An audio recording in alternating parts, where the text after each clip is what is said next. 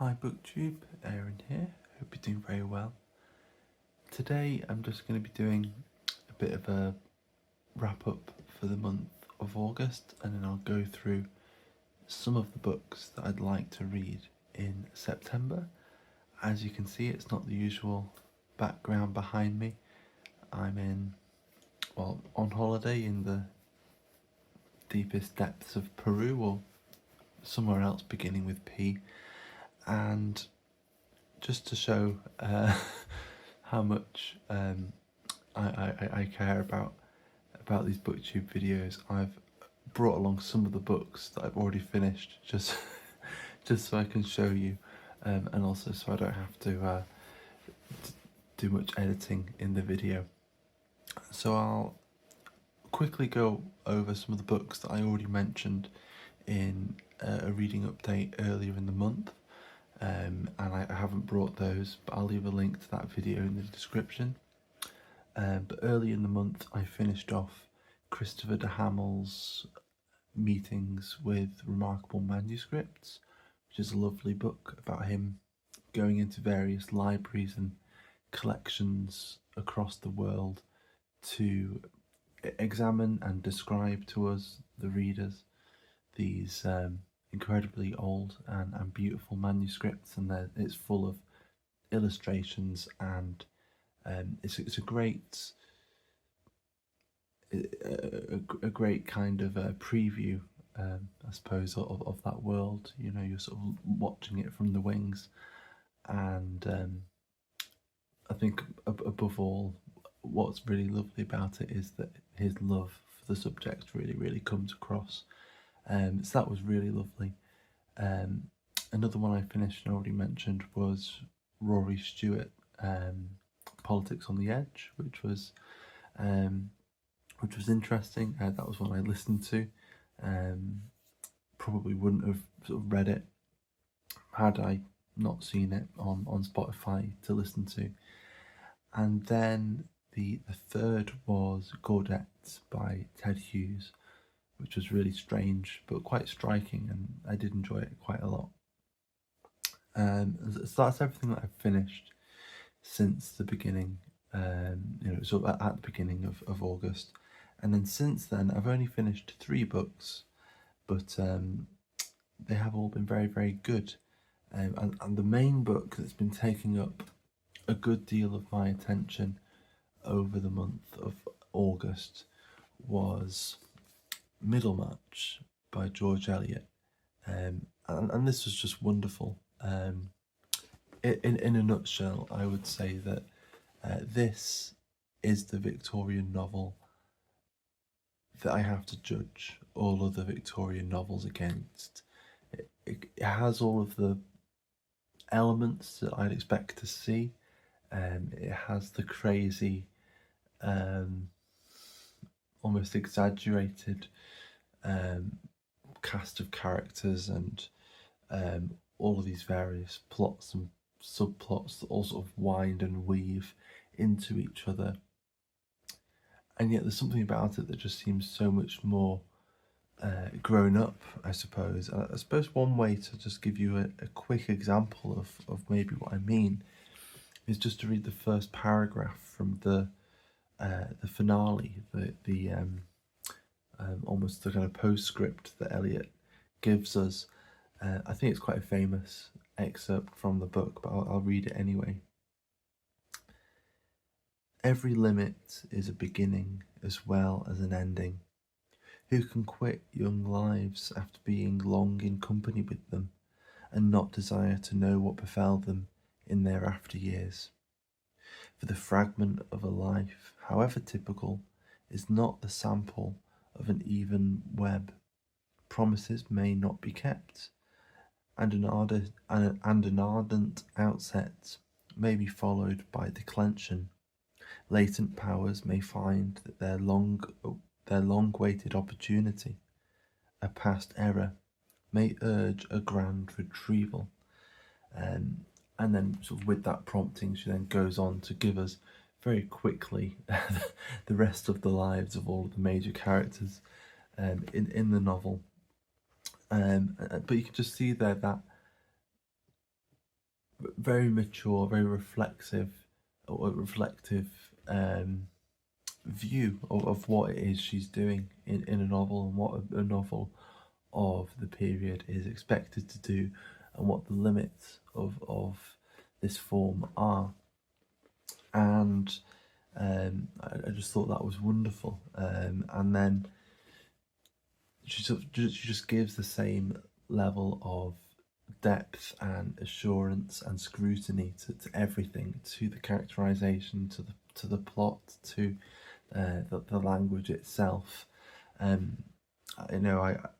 kind of had the impression going into it that it was one of those books that I would have to warm up to, that it would take time to get used to the characters and to get interested in what was happening.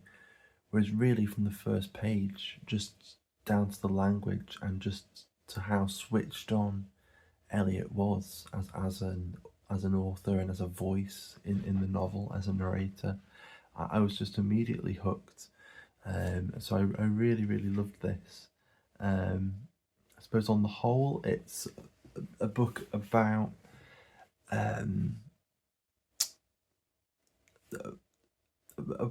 idealism, a book about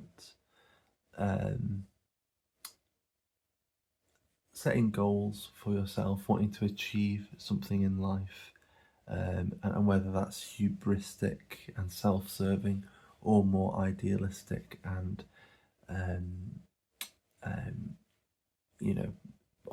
coming of a more social conscious kind of attitude, and looking at how then the real world and real problems interfere with that, and how you have to make adjustments, and how it's all about the unexpected and dealing with that. And I don't think I can do a very good job of giving you an idea of everything that goes on in Middlemarch, other than to say to just try it if you like Victorian literature and you haven't tried it yet. And it has so many of the tropes that you see again and again. We have the sort of more rakish gamblers and people who fall into debt, and yet she can't just go with the stereotype. There's nuance there, and humanity. I think, just to give you an example of something I really loved about this kind of nuance in her characterization, I just want to talk about a handful of the characters. So our main character, I suppose, is Dorothea. She begins as Dorothea Brooke, and she eventually gets married and is called Dorothea Casaubon. And she's one of our very idealistic characters, and she's paired with a new arrival to Middlemarch, a young doctor called Lydgate. He eventually gets married to a young woman from the area called Rosamond. Her family are very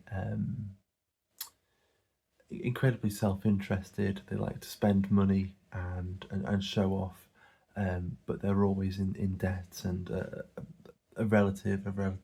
quite a rich person in the community is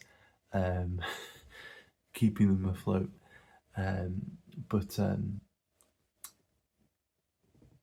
Lydgate falls for Rosamond, and they get married, and she has these very high standards, but he's relatively new to his profession, trying to set up a surgery and a practice. He's working in this new hospital, and he's battling against the snobbishness of other doctors, because he's trying to do things a bit differently, trying to bring new techniques and research in, and also the prejudice from this provincial society of being they're very wary of outsiders and new people as well, meaning that he's not going to have all that much money, and so she is going to have to alter her style of living if they aren't going to go into debt. And what, of course, what happens is that they do go into debt, and the marriage comes to the brink of falling apart. And initially, I was really annoyed by Rosamond, and I thought that just because she couldn't see beyond her own nose, and whenever, and I mean, Lydgate could be quite cruel in the way he would put things across, and he would withhold information until the last minute. However, whenever he's trying to explain what's going on, all she can really say is, "Why are you being so cruel to me? Why aren't you just giving me what I want? Why can't I just do what I want?" So it's sort of egotism to the extreme, and yeah, I got quite annoyed with her and found her quite an annoying character. And yeah, as things go on and the plot goes on, Rosamond is sort of wedged between all these other characters, and she's really the person who is suffering because of other people's mistakes or other people's, just because of the misfortunes of other people's lives, and a lot of it is falling on her. And ultimately, you have to be compassionate and see that this isn't the life that she expected, and as disillusioned or as unrealistic many of her expectations may have been, it's still been a very cruel awakening into real life for her, and a lot of this could have been a lot easier for her. And I'm not sure if I'm explaining myself very well, but by the end of the book, I found myself feeling very strongly for a character that 200, 300 pages ago I found really annoying, and I just thought that was wonderful, and just brilliantly done by Eliot. And there are so many other surprises like that in there, characters who you think are just there to create flavour and background, who become really, really important as the book goes on. And although there is a relatively large cast of characters, I would say Eliot does a very, very good job of honing in, and you do get a sense of who's important, and they all do. Yeah, it does all seem to make sense, is what I'm trying to say. So I'll leave it there. That just a few little rambles on Middlemarch, but yeah, do give it a go if you're into your Victorian novels and for whatever reason, like me, you hadn't read it yet. So that was Middlemarch, and then two more books, a little shorter than Middlemarch. A lot of my other reading throughout all of August has been these big books, these big mammoths, and a lot of it is quite heavy, dense poetry. And I wanted to go to something a little shorter, a little more digestible, and something I'd read before. And so about a week or so ago, I decided to reread this selection of Pierre Reverdy's poetry. This is edited by Mary Ann Caws, and it's got tons of other translators, including John Ashbery, Dan Belm, Lydia Davis, Marilyn Hacker, Richard Howard, Jeffrey O'Brien, Frank O'Hara, Ron Paget, Kenneth Rexroth, Richard Seiberth, Patricia Terry, and Rosanna Warren, and a few others in there as well. And it's he's just a poet that I seem to enjoy a lot, and I think this is the third time that I've read this selection cover to cover. He was writing from the sort of 1910s, I think through to around the 50s, something like that. And he started out in the sort of Parisian avant-garde He was sharing flats with Cubist painters and was good friends with Picasso and Braque and sort of painters of that ilk, and other avant-garde poets as well, like André Breton and Apollinaire as well. So he was in with an interesting crowd, and was, I'd say, doing a good job of sort of looking at what was going on in arts at that time and expressing it quite well in poetry. So in his early poetry, which was described as Cubist poetry, he's kind of trying to do what a Cubist painting does, which is to give you all these different angles all at once, and in a way that is still the kind of telling factor of his poetry as his career goes on, which is that it relies on description and is about image. It's also very much about mood as well, and he's one of those poets where each poem, and many of the poems are very short. Quite a few of them are prose poems. More of them than I remembered actually were prose poems, but quite a lot of them are quite short and fleeting little things, but they're very good at evoking certain moods. So each little poem just feels like a little room that you're stepping into, and then you tiptoe out of and go into the next. And I just really, really love it. I'll see if I can find one. I've read a few of his poems for various Poetry Thursdays over the years, but I'm just going to see if I can find one that I can remember. Let's have a look. Might take a while to find the right one, but yeah. And then eventually he got a bit in. I don't know. He decided that the avant-garde life in Paris wasn't for him, and he sort of renounced his earlier poetry and burnt loads of his papers on the left bank, and moved to this small sort of monastery town, sort of in the provinces, and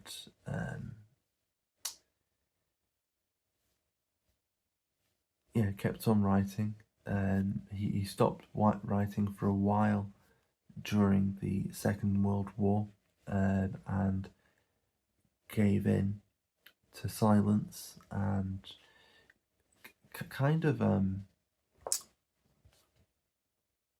in some of his poetry after that, he's sort of commenting on silence and on the significance of silence sort of during the Second World War and after the Second World War, and certainly the poetry gets much darker in and after that period.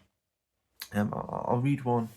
This is one of the ones that was translated by Lydia Davis, and I would say that, having read stuff by John Ashbery and Lydia Davis since the last time I read this, I could sort of notice their voices a little bit more in the poetry, which was interesting. And I could definitely, there's one translation from Frank O'Hara, and you can immediately recognise Frank O'Hara as well. But this is At the Edge of Time. At the edge of time, the stems of the sun bent over the eye, the sleeping man, the whole of the earth, and this head heavy with fear. In the nights, this complete whole, vast, and even so streaming with water, the noise, the peals of little bells mingled with the clinking of glasses. and bursts of laughter. The head moves.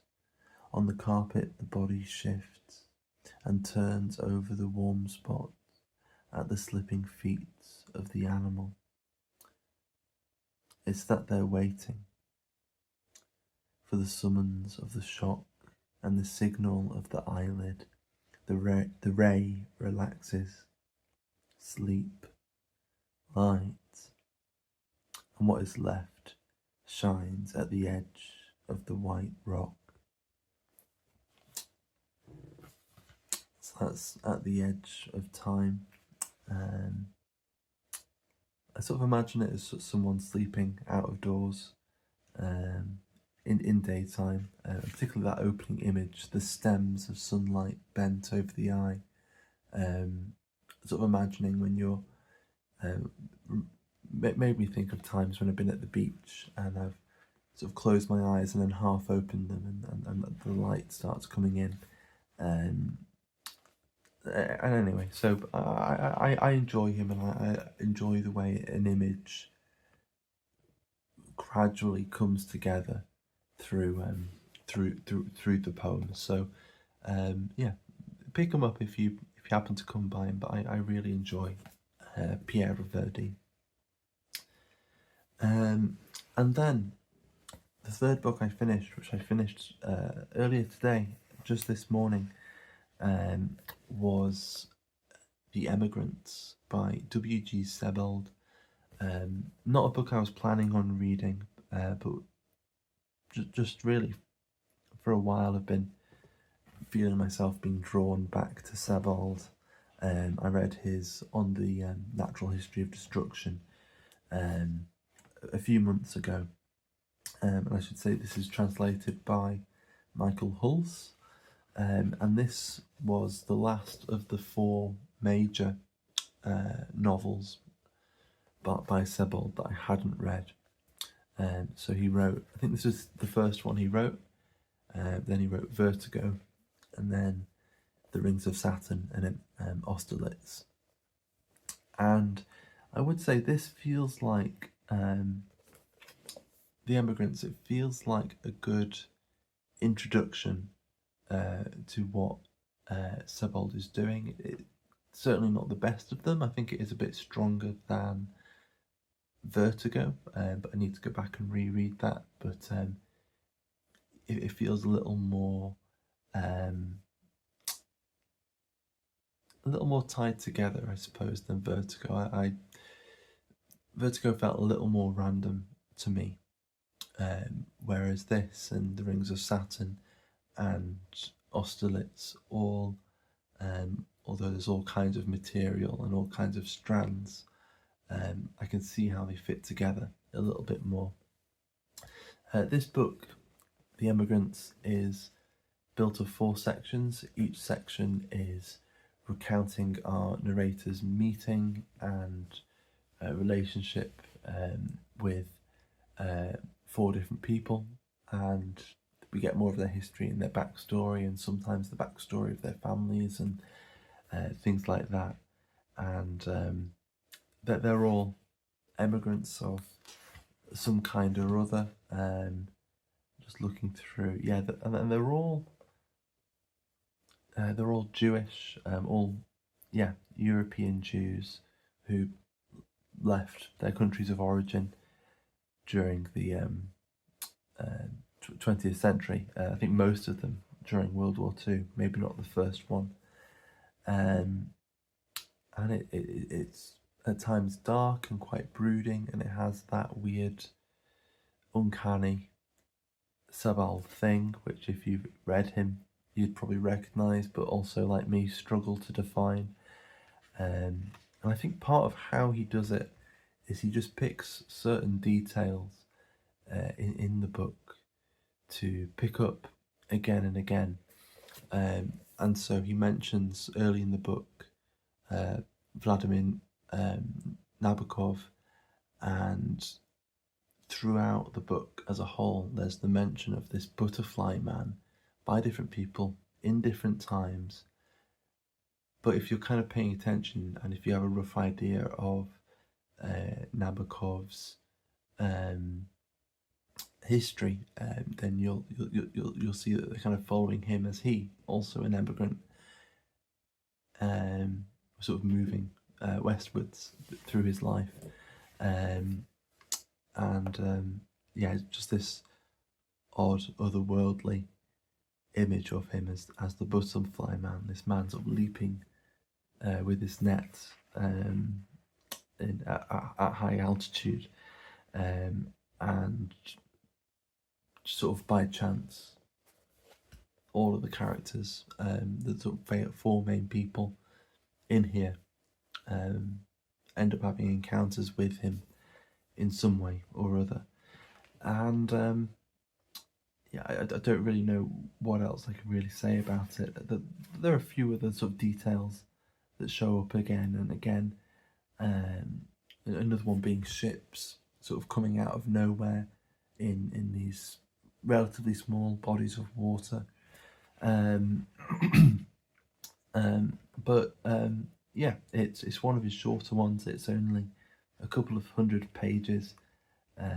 Like always, it's got all of these photographs that he inserts, and again, they're part of what makes it so uncanny as well. Because the style of the book, the style of his writing, sort of flits between fiction and non-fiction. You can kind of tell that he is taking real details and maybe altering them, but then including them, and yet all of it is supposedly fiction, and that's sort of our starting point as readers, sort of kind of under the impression that it's fiction, and yet then hanging over it all is this first person voice that seems very close to Sebald.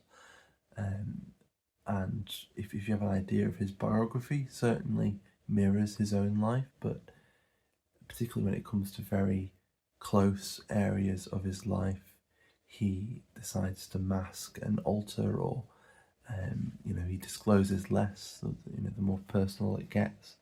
And so again, there's that sort of uncanniness of not knowing what's quite true and what isn't.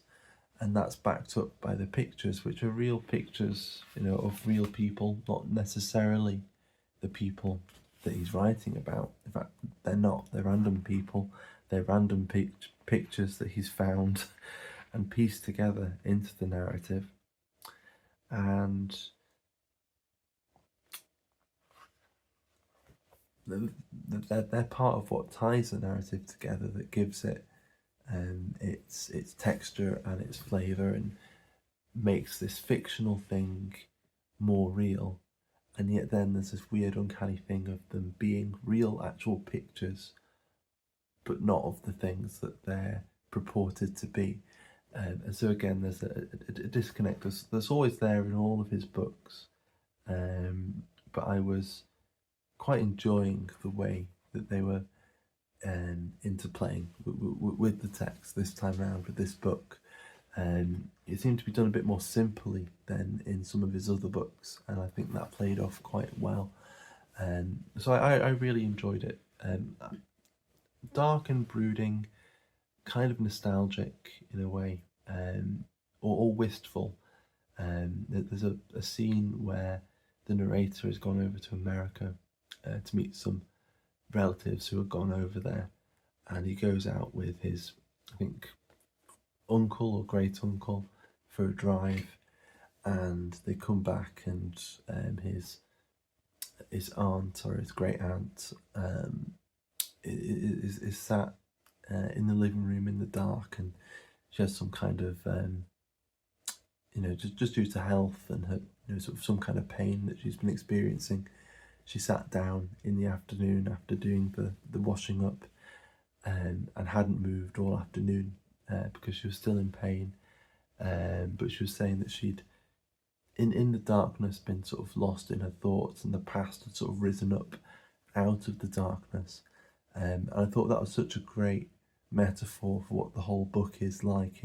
That's kind of what's going on, of sort of sitting in a sort of dark, crepuscular room, and letting the past and letting memory come up, and just see what kind of stream it ensues from that. So yeah, I'll leave that there for the Emigrants. I thought it was very good, very strong, and I'll have to go and reread the other novels and work out how I'd rank them and whether or not they sort of speak to each other in any kind of way. And that's that really. That's everything that I finished over August. I'll quickly go through some of my plans for September. As I said, I'm currently in the middle of some big poetry books. One of them is the complete poems and plays of T.S. Eliot. I've taken the dust cover off it, and I much prefer the way it looks and the way it feels. I've been part of this T.S. Eliot reading group, and I've just finished reading 4 quartets. I was just reading it before the video, and I loved it. Was still finding new things to it, and I might reread it a few times while I'm away. But I've decided to keep on reading through this volume of his poetry and plays. So I've got a few uncollected verses that he wrote, and then Old Possum's book of Practical Cats, which I've never read. So I'm looking forward to finally being acquainted with Old Possum's book of Practical Cats. And then from then on, it's his plays. I've only read one of his plays, one of T.S. Eliot's plays, which is Murder in the Cathedral. And they make up a good chunk of the book, like over half of the book. So my plan is maybe just read one play a month, something like that, and see if I can have it finished by the end of the year or by January or something like that. We'll see how it goes. But I mean, I seem to remember reading Murder in the Cathedral quite quickly, so I think it would be possible to actually get through the plays a little faster than the poetry, but we'll see how it goes. But I've been really enjoying spending more time with T.S. Eliot and getting various perspectives from everyone who's been taking part in the reading group. And then I've also been reading the Cantos by Ezra Pound, and again part of a reading group, a buddy read with Alan from Big Hard Books and Classics and Greg from Another Bibliophile Reads. And I've been really enjoying it, but it's very slow going. I'm recording this on Friday the 29th, so I've still got a couple of days of August to go. And I essentially want to try and get to the end of the first section. So I've got about 25 pages or something like that to go. But it's been going very, very slowly because they're weird poems. And a lot of the times I'm not even sure if it's poetry, but it's fascinating. I'm not entirely sure if I'm actually reading or whether I'm doing something else, and I don't quite know how to explain that. But I've actually been enjoying it, and it's felt like a lot less of a slog than I was expecting it to. But I think reading it slowly is part of what helps, and rereading and circling back. So it's going to take quite a while. I'm only 133 pages in, and I started at the beginning of the month, so it's going to take a long time to get through the cantos. I do have this little guide by George Kearns, which I might just read cover to cover, since it's a short guide just to give you a context for the whole thing, and instead of waiting for details to come up and going to the book, I think instead I will just read the book as a whole, so I've got that context of how the whole poem works, and then I can sort of recognise things as they come up. But I've also been using a thing online called the Cantos Project. I might try to remember to leave that down in the description as well, which essentially it's got footnotes for every canto, So you just have to look up the canto and go through, and it translates everything that's in another language, and tells you where it's from. You get the background of all of the historical and mythological characters that Pound is bringing up, and I found that a real lifeline as I've been reading through, because he's alluding to so much as he's going through, and quoting so much and translating so much, and it is fascinating how it fits together, and how all these different motifs and characters come up again and again and again. So I've been really enjoying the cantos, but I can see it's gonna be quite a long project. And then very quickly, just 2 books that I brought along with me on my holiday here in deepest darkest Peru, because I don't want to be I don't want to be carrying the cantos and T.S. Eliot around with me everywhere. So I've got 2 slimmer books that I want to make my way through while I'm away this next week. The first of them is Invisible Cities by Italo Calvino, and I've had a few things by him on the shelves for a while, and this is the last of them that I haven't read. So then I'll have to go and pick up some more Calvino once I finish this. But this imagines Marco Polo and Kubla Khan having conversations about imaginary cities, but apparently they're all actually Venice. And then finally, Dante, Vita Nuova, which I've never read and I've been meaning to read for a very, very long time. And I was just listening to an episode of the History of Literature from quite a while ago about Vita Nuova, and it prompted me to actually finally go and pick it up, which is good because I haven't read Dante for a little bit, for about a year or so, and so this will be my reawakening and my reacquaintance with Dante. This is the Anthony Mortimer translation, and that's it really. So I'll have these around with me as I'm making my way from here to there, going on little excursions, and then I'll have the cantos and T.S. Eliot waiting for me when I get in. So that's how things are looking at the moment and how my month has been. But yeah, let me know if you've read any of these or what you think of them, and please let me know what you've been reading and what you've been enjoying or maybe not enjoying.